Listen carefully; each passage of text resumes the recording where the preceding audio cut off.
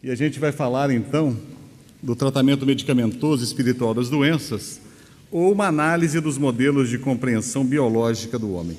A grande questão é como a medicina compreende o homem. E a gente tem alguns modelos de compreensão médica do homem. Não tínhamos até pouco tempo atrás. Existe o modelo da biomedicina, o biomédico, que é o modelo reducionista, e que diz o seguinte, que a doença tem a sua origem em desvios da normalidade das variações biológicas, ou do corpo, né? E a doença é uma entidade sem relação com causas sociais e atitudes comportamentais são consequências decorrentes da própria doença. No reducionismo, que é a base filosófica, a visão filosófica desse modelo, ela vai compreender que os fenômenos complexos são, em última instância, decorrentes de um princípio primário simples e que existe uma dualidade mente-corpo. E a linguagem do reducionismo é a mesma linguagem da física e da química. E o reducionismo biológico acha que essa linguagem é suficiente para explicar os fenômenos biológicos. Os implementos conceituais e experimentais no estudo dos fenômenos biológicos são físicos por natureza. Então, o modelo da biomedicina tem o status de dogma. A biomedicina falou, está falado e é algo fechado. Não se aceita outra opinião. E o dogma da biomedicina, desse modelo da biomedicina, é o seguinte: toda doença, incluindo a doença mental, deve ser conceituada nos termos de desajuste dos mecanismos físicos subjacentes. E as bases históricas, pegando um artigo de Rasmussen, que ele publicou na revista Faros, em 1975, ele vê na Igreja Católica, quando permite a dissecação de cadáveres, de corpos humanos, a Igreja proibiu qualquer investigação associativa entre corpo, mente e comportamento. É claro, mente e comportamento dizia respeito à religião. E, com isso, o que se passou a perceber, a ter é a visão do corpo como máquina, a doença como quebra do maquinário e o médico como um reparador da máquina. Então, o modelo, a medicina tradicional, avoca para si os tipos de tratamento que dizem ser exclusivos dela. O tratamento somático, que é focado no corpo físico, que são as cirurgias, a alopatia, fitoterapias, fisioterapia, terapia intensivista, e tudo que não fizer parte disso não é chamado ciência, não é medicina. E também na dualidade mente e corpo, avoca para si o reducionismo, a mente como um subproduto do cérebro e a psicologia que aceita a psicologia comportamental, o biofeedback, terapia ocupacional. Todavia, existiu um homem de extremo conceito na Universidade de Stanford, que foi o Dr. George Engel.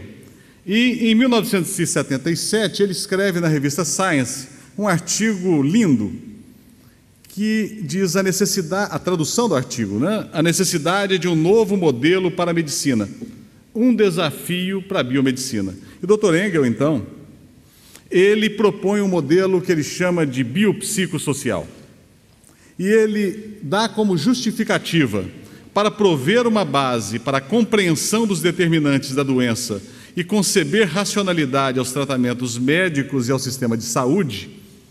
Um modelo médico deve também considerar o doente, o contexto social em que ele está inserido e um sistema complementar capaz de lidar com as rupturas causadas no doente pela doença. E essa é a visão do Dr. Engel, parecida com o que a gente já viu aqui, né?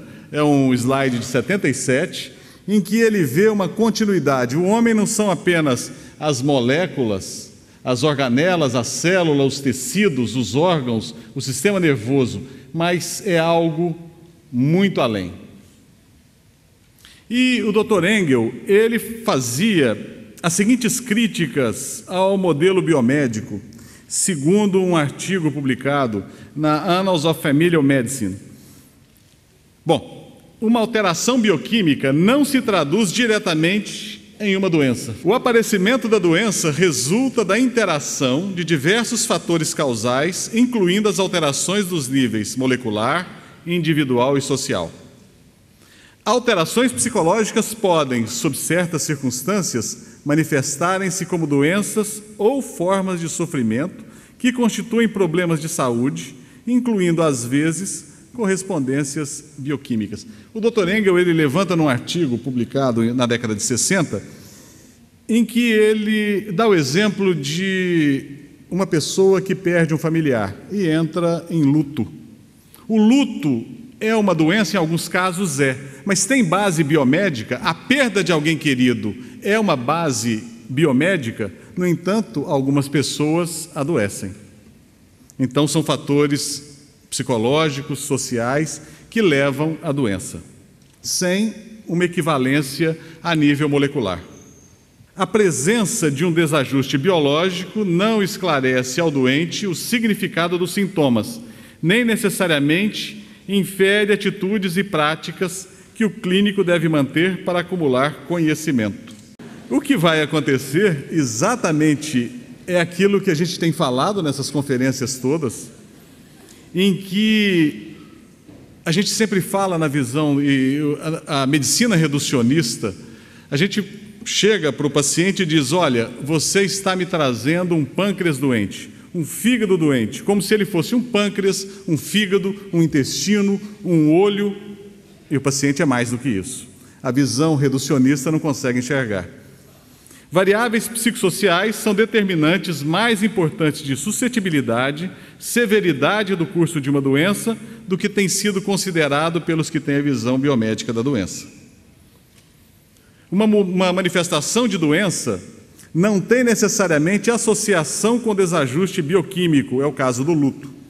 A relação médico-doente influencia os resultados do tratamento, mesmo se somente for devido à sua influência na decisão ao tratamento escolhido. E ainda diz o Dr. Engel: diferente dos materiais inanimados da pesquisa científica, doentes são profundamente influenciados pelo modo no qual eles são estudados, e os cientistas são engajados os cientistas que estão engajados em um estudo são influenciados pelos seus doentes de estudo, ou seja, o cientista não é neutro, ele também é influenciado pelos seus pacientes, e os seus resultados, na sua análise, recebem influência dos seus doentes. E o sucesso da maioria dos tratamentos biológicos é influenciado por fatores psicossociais, por exemplo, o conhecido efeito placebo. Então, é um artigo de Barrel e Carrió, que foi publicado recentemente, e a gente pega aqui o efeito placebo como um turning point. O que é o efeito placebo? É a intrigante interferência da mente, é a necessidade de buscar respostas além dos modelos apresentados, nos faz pesquisar o efeito placebo. O efeito placebo é o reconhecimento que qualquer tratamento é envolvido por fatores psicossociais que interferem no resultado esperado. Esse artigo saiu no dia 16 de outubro. O efeito placebo, ele é chamado a atenção, ele é trazido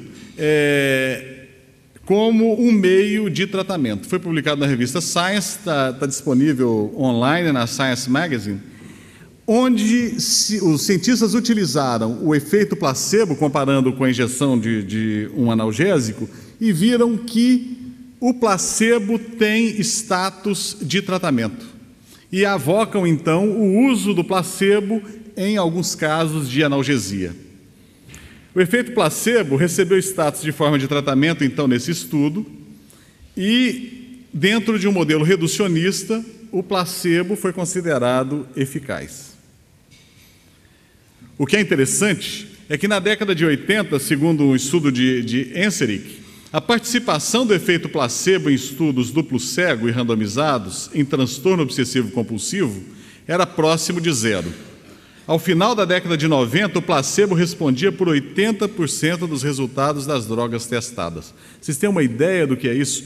Quando a gente pega algum estudo, quer em diabetes, quer em qualquer área da medicina, onde esse estudo é duplo cego, é randomizado, o cientista não sabe, o pesquisador não sabe se ele está dando para o paciente o medicamento ou o placebo, e nem o paciente sabe se ele está tomando o medicamento ou o placebo. Mesmo assim, o efeito placebo existe. O placebo, aquela água destilada que é injetada, ou aquela farinha de trigo no comprimido, traz efeitos sobre a doença. O que é interessante é que esse autor ele quantificou isso, e fazendo uma análise retrospectiva e focado especificamente no transtorno obsessivo-compulsivo, ele viu resposta ao longo de praticamente 2 décadas, a década de 80 e a década de 90, uma resposta que sai do praticamente 0 a 80%. Na pesquisa da diabetes, nós vemos que os últimos medicamentos aprovados e lançados, que são as chamadas gliptinas, o papel do efeito placebo na eficácia também beirou os 80%. Existe alguma coisa por detrás. E por que a biomedicina não enxerga esses resultados? O efeito placebo, ele pode ser explicado pela biomedicina em todo o cérebro. Mas por que não explicam essa ondinha aqui? Essa ondinha verde aqui, que é a intenção, que é o desejo, que é a vontade. A intenção do experimentador e a vontade do sujeito provocam alterações somáticas comprováveis a nível de cérebro, envolvendo todas as áreas cerebrais, incluindo o neocórtex. A intenção e o desejo, a vontade, não são mensurados fisicamente. Fatores não físicos interferem e modulam a resposta cerebral à dor e a outros estímulos, melhora do humor, por exemplo. O que é interessante é que o efeito placebo, estudado no modelo biomédico, ele traz essa perspectiva intrigante. E por que a biomedicina não enxerga? Porque é cega, não tem recursos para enxergar. E a grande questão é, meios não físicos como intenção e vontade podem interferir em meios físicos e biológicos? O Dr. Heine, ele fala isso no começo da parapsicologia e é crucificado. Todavia, William Tiller, ele então faz esse desafio.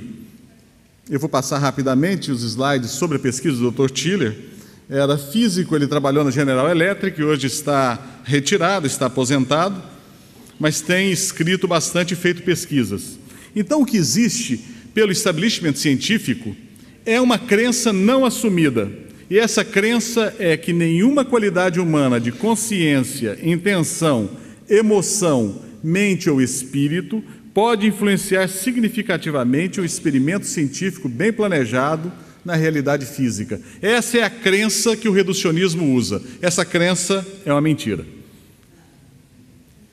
A grande questão é que o bioproduto dessa crença é que a maioria do mundo passou a acreditar que não há dimensões maiores da natureza que o espaço-tempo, que nada pode viajar mais rápido que a velocidade da luz e que as 4 forças bem conhecidas e definidas, nossa, está mal escrito aqui, como gravidade, eletromagnetismo, força nuclear fraca e forte, são tudo que existe. Isso conduz à sociedade intensamente materialista em que vivemos e na qual nós, humanos, não somos nada além disso, dessa conspiração de forças, de elétrons que se agrupam e várias partículas. E então o Dr. Tiller inclui a consciência nesses experimentos usando equipamentos, onde ele coloca um grupo de equipamentos para ser submetido à vontade de meditadores. Esses equipamentos são iguais e o outro grupo é formado como placebo. Ele toma cuidado com os 2 equipamentos, coloca em gaiola com os 2 grupos, coloca em gaiola de Faraday, porque, na opinião dele, somente uma gaiola de Faraday, que tem uma corrente elétrica fraca, mantém a intenção guardada e registrada. E ele, então, vai testar a impressão mental desses aparelhos. randomizando. Ele pega 2 grupos de aparelhos, um que recebeu a impressão mental de meditadores, o outro grupo não recebeu nada. Manda para um segundo centro. Nesse segundo centro é feita a randomização. E um terceiro centro recebe esses aparelhos sem saber qual recebeu a intenção e qual não recebeu. E o que é interessante é que ele consegue multiplicar, ele consegue replicar esses resultados em 8 laboratórios nos Estados Unidos e 2 laboratórios na Europa, um na Itália, outro na Inglaterra. Bom, na primeira parte do experimento, a intenção foi reduzir em 1 ponto o pH da água, e na segunda parte foi em aumentar em 1 ponto o pH da água, usando então esses aparelhos que receberam impressão mental ou placebo.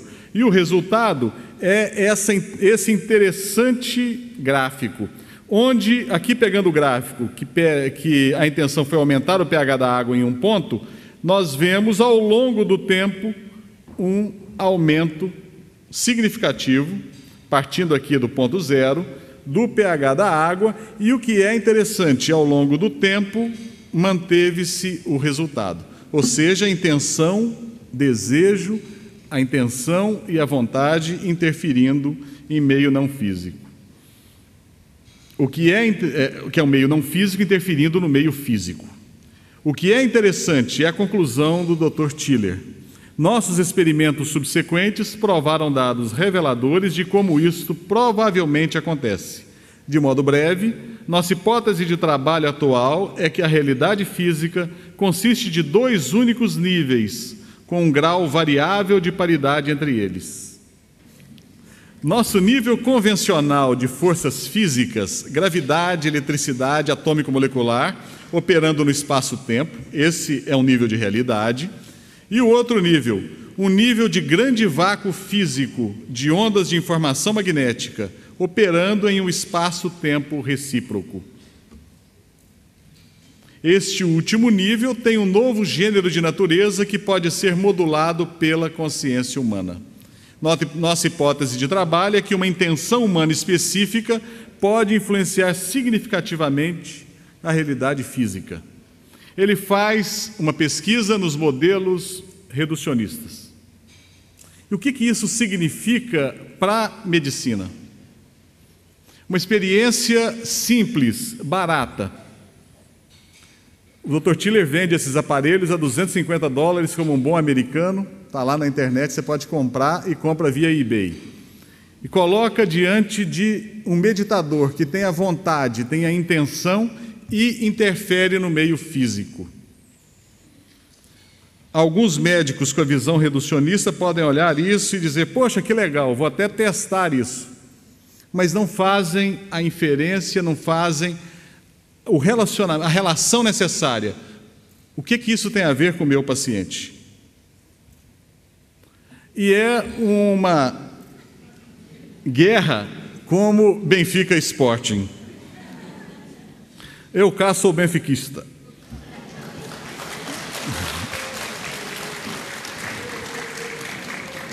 No ano 2000, King ele propõe um modelo que amplia a percepção do Dr. Engel. Ele diz que o homem também tem uma dimensão espiritual. E quando King faz a proposição de que o homem é um complexo biopsico-sócio-espiritual, ele fica na teoria.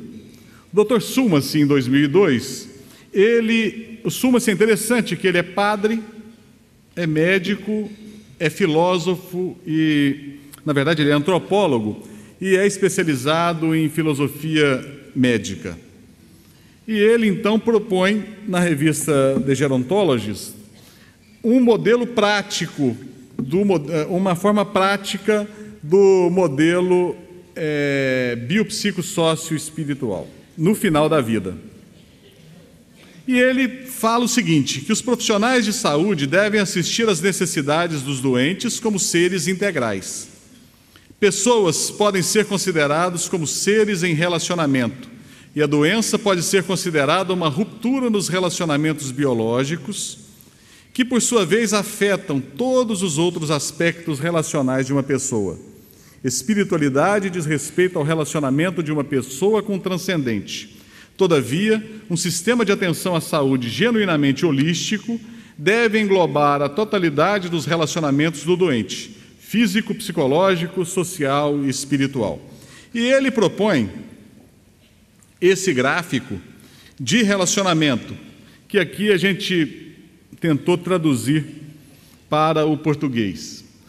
No campo intrapessoal, as relações físicas dos sistemas orgânicos e processos bioquímicos, e as relações mente-corpo, relacionamentos múltiplos entre e inclusive sintomas, comportamentos, compreensões cognitivas, significações e o estado físico da pessoa. E no extrapessoal, relações com o meio ambiente, relações no ambiente interpessoal, como família, amigos, comunidade, ordenamento político e social, e a relação com o transcendente. Todavia, existe um modelo médico espírita que vem sendo criado desde 1968, coincidentemente com o aparecimento das primeiras publicações do Dr. Engel. A partir, então, da criação da Associação Médico Espírita, um outro modelo foi criado, e o que é interessante, não se deteve na limitação que o Dr. Sulman se enxerga para essa compreensão do homem como um complexo bio, psico, sócio espiritual. Porque o Dr. Sulman, se ele enxerga a aplicação desse modelo no final da vida. E o nosso modelo ele é aplicado na eternidade da vida. E no modelo médico espírita, o médico deve ter a intenção e o desejo da ação positiva de seu tratamento, e o doente deve ser estimulado a receber positivamente o tratamento. A realidade da ação do placebo sobre emoções, depressão e dor estimula a inferência que a intenção do médico e a expectativa do doente direcionam e amplificam a ação terapêutica para efeitos objetivos e minoram efeitos colaterais. A convicção da dimensão espiritual permite não apenas relacionar-se subjetivamente com a transcendência, mas também de forma direta e objetiva. A interação médico-doente ocorre não apenas a nível psicossocial, mas também na dimensão espiritual. E a gente cita um pequeno extrato da mensagem de Mesmer ao Sr. Albert, que está na Revue Spirit. Um tipo de magnetismo mais poderoso é a prece que uma pessoa bem intencionada, sem segundas intenções, dirige a Deus em favor de seu próximo. André Luiz, em um dos trechos do livro Libertação, está lá escrito: "Ah, se os médicos orassem". O André Luiz e seu orientador estão num gabinete de um médico. Reuniões de assistência espiritual fazem parte do modelo médico espírita e corroboram. Eu cito aqui a minha experiência pessoal de desobsessão em transtornos psiquiátricos. O magnetismo de cura não é descartado e a compreensão do perispírito como chave para a compreensão das doenças. E nós aprendemos no modelo médico espírita com André Luiz, na verdade com Druso no livro Ação e Reação, o chamado regime de sanções, para explicar as causas de muitos sofrimentos, que são providências retificantes, depois de muitas quedas reiteradas nos mesmos deslizes e deserções, que imploramos em favor de nós mesmos e em nós mesmos, quais sejam as deficiências congeniais com que ressurgimos no berço físico, que são os tipos de dor. E a gente vai dar um pequenino exemplo dos vários modelos de compreensão médica do homem. O senhor Moreira, um bancário, ele, durante o trabalho, ele sente um desconforto pré-cordial, dor no peito, acompanhado de um suor frio, pegajoso, tem taquicardia, náuseas e tem uma sensação de medo naquele momento. Ele hesita alguns minutos antes de comunicar a um colega o que sente. Ele, naquele momento, está temendo pelo emprego e pelo que pode suceder consigo próprio. É conduzido ao hospital após alguns minutos. Torna-se, nesse momento, um doente. Coitado dele. Ele vai ao hospital e aí, como o modelo biomédico compreende o senhor Moreira?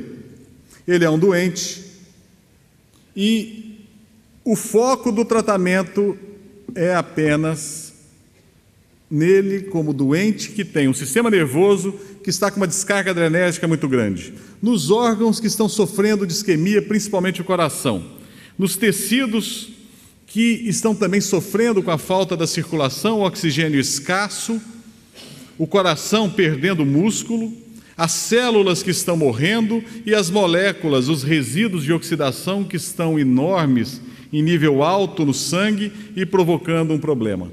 Não adianta você chegar para o médico e falar: poxa vida, o senhor Moreira, ele tem algo mais, ele pode estar preocupado com o emprego, isso não importa. Será que fez uma prece? Não é da minha conta. O modelo biomédico enxerga apenas isso. No modelo biopsicossocial, a dimensão é bem mais ampla. O doente, ele recebe o tipo de atenção que é necessário. É claro, ele tem que ser medicado. Todavia, vários fatores envolvidos são considerados. O médico que está se dedicando a cuidar da isquemia não esqueceu de convocar a sua equipe, assistência social, psicologia, para olhar e ver como está o senhor Moreira nos outros níveis. No nível interpessoal, no diálogo com o médico, porque se o senhor Moreira chega para um médico que tem a visão reducionista e diz: olha, eu estou com uma dor aqui na base aqui da cabeça, na coluna, o médico chega e diz: isso não me importa, o que importa é seu coração. Já num outro modelo, o cuidado do relacionamento é importante. A relação médico-doente diz muito. E a forma como se trata o doente é fundamental. Há preocupação com a família, porque a família também está ali causando preocupação ao senhor Moreira e também recebendo uma atenção muito grande, a preocupação grande. A própria comunidade em que ele se insere, o trabalho dele, isso tudo interfere na evolução da doença. E quem atende pelo sistema, pelo modelo proposto pelo Dr. Engel, tem essa preocupação. Inclusive com fatores que dizem respeito ao próprio sistema de saúde. Como nós poderemos prevenir que pessoas que trabalham num ambiente como o senhor Moreira, na Caixa Geral de Depósitos, que é um trabalho estressante, como nós vamos prevenir que outras pessoas como ele possam evitar um infarto, como está tendo o senhor Moreira? Então, a visão não é limitada a um órgão. O senhor Moreira não é um coração que está sofrendo, é alguém que tem uma dimensão muito mais ampla. E no modelo médico espírita, ele tem toda essa preocupação do modelo do complexo biopsicossocial, porém tem algo mais. E no modelo médico espírita, a visão que o médico tem sobre ele engloba tudo isso e um bocadinho mais. O médico consegue compreender a dimensão da espiritualidade. Ele consegue compreender que em um momento como esse, o senhor Moreira está a cogitar do sentido da vida. Consegue perceber as dimensões de auxílio além dos procedimentos médicos. Se os médicos orassem. Consegue perceber que o senhor Moreira pode ser auxiliado pela prece dos familiares e pelo desejo e a intenção curadora do médico. O médico não precisa ter convicção religiosa nenhuma, mas ele precisa compreender que a convicção religiosa do paciente, dos familiares, traz benefício. E ele tem que ter o desejo e a intenção de curar o doente. Ser auxiliado pelo desejo e intenção curadora de espíritos amigos. Isso é fundamental na percepção da espiritualidade em ação em casos como esse do exemplo, no modelo médico espírita. E como conclusões, o tratamento medicamentoso, que é o proposto pela medicina oficial, considera apenas a ação do fármaco no receptor e suas consequências, não tendo elementos para enxergar outras instâncias, além da instância física e somatopsíquica, enxergando parcialmente a instância mental. A ciência oficial se confunde quando, diante de situações onde a intenção, consciência, interfere no experimento, como é o caso do efeito placebo.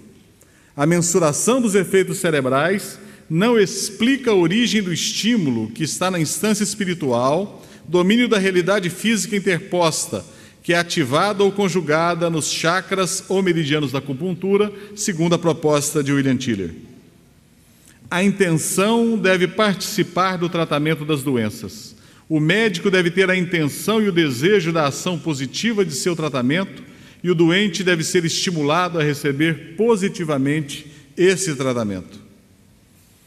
A aplicação do modelo médico espírita considera a dimensão espiritual do doente, além da conjecturação da transcendência, reconhecendo que os níveis de relação nesse plano envolvem fatores impeditivos e impulsores da evolução, conforme o regime de sanções e a relação dor-evolução. André Luiz nos fala dos 3 tipos de dor.